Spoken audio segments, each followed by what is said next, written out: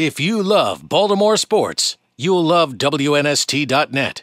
I hesitate to do this, but a question from Nestor. I'm Nestor Aparicio from WNST in Baltimore, Bruce. For years, you've been rumored. I'm a Backstreets follower. I travel to Europe to see you play, and it's always been NFL fans who love Bruce have always heard you were going to play the Super Bowl. Year after year, it was rumored.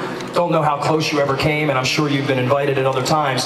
Why this year? Why now? Why here for you and the band to play? Because it seems like you didn't want to do it for a long time, and certainly didn't want to do a press conference for 30 years. Well, I think initially it was sort of a novelty, you know,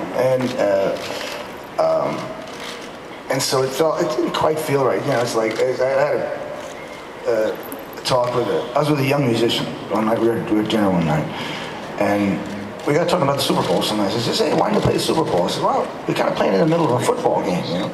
And he said, "Man, I hope someday that my band's big enough to play the Super Bowl, you know."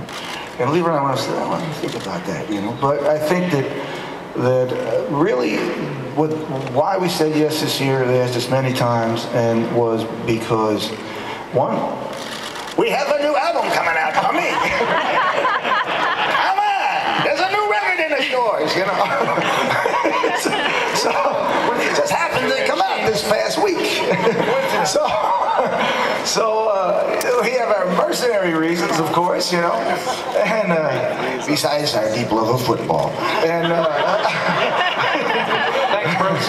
so we had a record, you know, blah blah blah blah blah blah. But we've made 3 really, I think, great records in a row. I think this one is one of the best of them. I believe in the music that we're making right now. I think it's rare for bands of our vintage to be in the studio and writing and recording as well as I think we have. I think that's important to me because the job is important to me. I like my job. I love my job.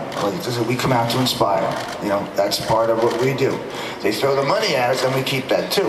You know, but we do come out to inspire. And you know, so it was just like, well, this is the year when, you know, and also it's a sort of a funny thing. You get around bands of our generation, you can either sort of be seen on a stage like this or like not seen.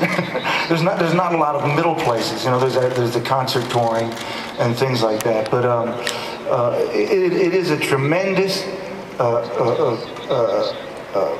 venue, and the reason it has become one is Don Mishner and his production team. And I got to tell you, these guys have been incredible, and they really moved it from being, I think, sort of a novelty moment to a moment when you go, oh, you can come out and do what you do.